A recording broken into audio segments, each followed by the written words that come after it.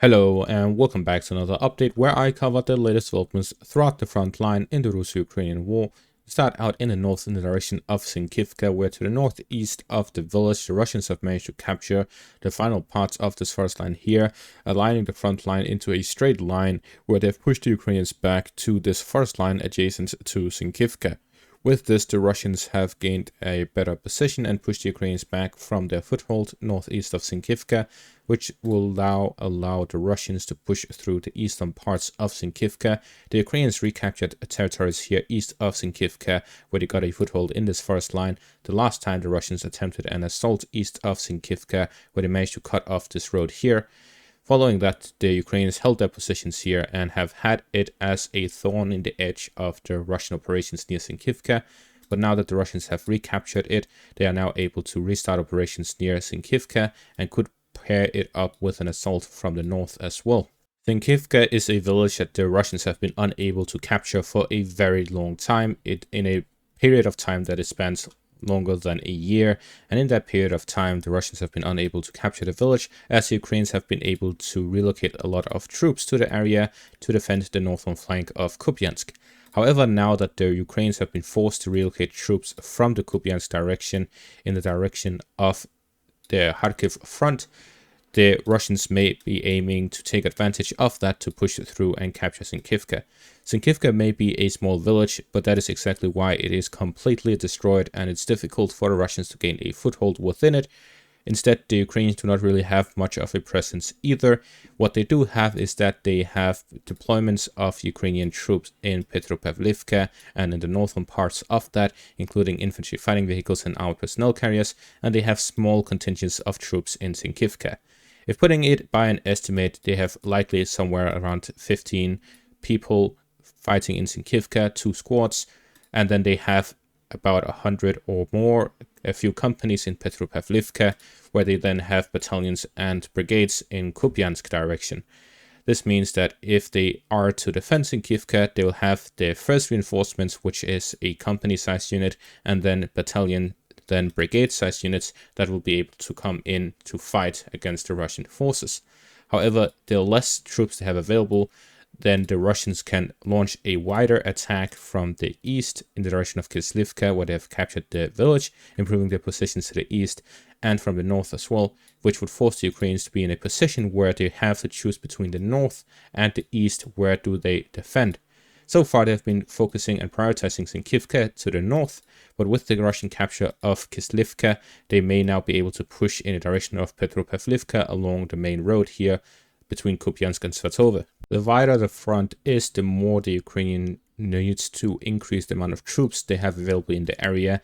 They have not just expanded the front line down to Kostyantinivka, but all the way down south to the eastern bank of the Serbets River near Synkivka, all the way through, and this entire area is a front where the Russians can attack, whether it is in the direction of Synkivka and Topographic to the north or the east, or if they want to attack in the direction of Positional, Novoselivsk, Synkivka, and down to the bottom of the Serbets River line. So this entire area is an area where the Russians can launch offensive operations. Similarly, here in the southwest of Kreminna, in the direction of Torsk, Yempil, Terny, Nevsky, and Makivka, along the Serbets River line, those are areas the Russians can attack through, and they have a foothold across the Serbets River line where they have control over the eastern bank, which allows them to expand them to the entire front line. The Russians have positions across the entire front line that allows them to launch operations against Ukrainian defensive positions. However, they are not actively conducting such operations now. Instead, we see continuous positional fighting similar here to the south of Novoselivsk, where this geolocated footage confirms further Russian advances in the area, where they are flanking the Ukrainian positions in between Synkivka and Novoselivsk. This, in combination with the positional fighting that happened east and south of Berestove, it is likely that the Russians are pushing towards the Serbets River line or the northern edge of it to cut off the Ukrainian supplies and positions west of Novoselivsk, and then push down south towards Synkivka, where positional fighting has been happening east and southeast of it.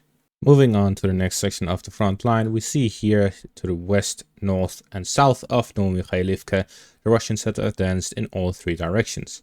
To the north of Novomikhailivka, as an extension of the advances they made yesterday, they have managed to capture the full forest line here south of Pobieda, creating this buffer zone and front line position south of the village, and they are going to continue pushing down south to connect with the Russian capture of Pereskovivka, and then push onwards towards the main road between Pobieda and Kostyantinivka.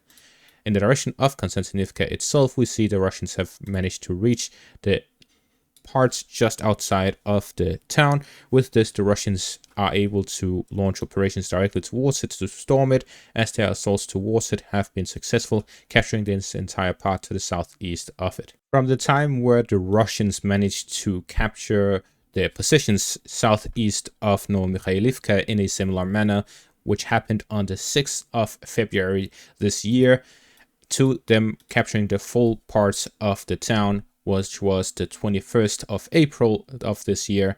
This marks about 2.5 months from the first positions outside of the town until the full capture of it. This means if we go by the same time frame in the direction of Kostyantinivka, from this position here just outside of Kostyantinivka to the full capture of it would take 2.5 months. This would mean it will finish somewhere in mid-August. However, I believe that the Russians would likely capture it at a faster rate than they captured Novomikhailivka. This is due to the fact that the weather has improved since then. It is not the spring weather, it is instead the summer weather, and the Russian FAB bombs have significantly improved in quality and quantity, allowing the Russians to heavily bombard this town. The Russians simply need to capture the fortifications to the east and gain a foothold through these assaults, after which they will slowly push through, as they usually do, with heavy bombardments if the FAB strikes on Ukrainian positions further west within the town. So gaining control of the fortifications, getting a foothold within it, then pushing through slowly with the FAB bombs. Similarly, in the north, heavily bombard the northern parts of Dacha area, after which they get a foothold and then fight through the fortified positions. However, the north is more complicated, as there is this significant line of fortified positions of the Ukrainians along the road. However, if the Russians push through from the north to hit the fortifications where they are weaker, and then hitting them directly head on from the south, which will allow them to encroach on the Ukrainian fortified positions from the north and the south, they'll be able to push through that as well, especially with heavy bombardments preparing ahead of these assaults. At the same time, the Russians also launched offensive operations west of Synkivka towards the village of Vodiana here between Volodar and Kostyantinivka. It is likely that the Russians will align the front line according to the main road to gain further control over the areas here. The main reason for this is if we take a look at the topographic map. Novomikhailivka is here located on the low ground, similar to Kostyantinivka, where to the south of it and to the north of it there is the high grounds, that is at an elevation of 190 meters compared to the town itself being at 143 meters, a 50-meter advantage. Similarly, in Pereskovivka, the height elevation is higher than that by Kostyantinivka. In the direction of Vodiane here in the center between Volodar and Kostyantinivka, there's also heights in the area between the village and to the east of the main road. And in the direction of Volodar, we see that it is also located in the heights, and the Russian positions to the south are located 30 meters below. This means that the Russians will be fighting an uphill battle. However, if they push through from the east, they'll be fighting from the uphill towards the uphill, and will be an even ground, or maybe even a small height advantage depending on the positions, or at the very least very similar. The same with the areas by Vodiane. This means that the Russians are pushing along the high ground towards the low ground in direction of Kostyantinivka, and by Vodiane and Volodar they will be fighting from an even ground. And that is exactly why the Russians is pushing from the east to gain control over the heights and push through those heights towards Volodar, Vodiane and Kostyantinivka, rather than attacking them head on in an uphill battle. Based on this, we see that the Russian strategy has not changed much over the past half a year to a year, where they have pretty much been using the same tactics, and the main reason for that is that they simply found something that works and then they are committed to it. They're doing the same thing that works rather than trying new things that may not. This is some sort of position where they are doing well and they are succeeding and they have good results based on what has happened so far, and if it works then just do it. Waiting until the Ukrainians make a mistake or the Ukrainians simply waiting until the Russians make a mistake, is this sort of status quo where the Russians currently have the advantage, the way that they are pulling things off, as they are slowly increasing the strength of their army, while the Ukrainians' army strength is slowly decreasing. Finally, I have a few comments on the Zelensky peace initiative. I've multiple times advocated that Ukraine should look for peace because at any rate, negotiating now is better than later, as the situation will continue to deteriorate for the Ukrainians. The latest time I actually advocated for it was just after the Ukrainian summer offensive, as there was pretty much clear evidence that the Ukrainians would not be able to launch another offensive like Kharkiv and Kherson. Therefore, I advocated that they seek peace, and this Zelensky peace initiative I have some comments for. First off, it is completely absurd that they believe that it will have any sort of success. And just to prove that it will not have any sort of success, there is this map here. This map is a map over which countries will send a high-level delegation, mid-level delegation, no delegation at all, or a insignificant delegation, or simply haven't announced what they'll do yet.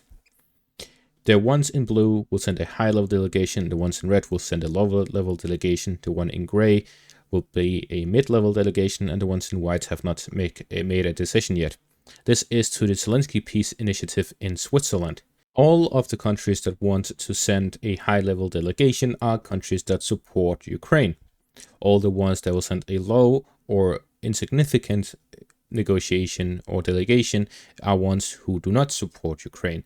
And the way that this peace initiative works is that Ukraine gathers international countries.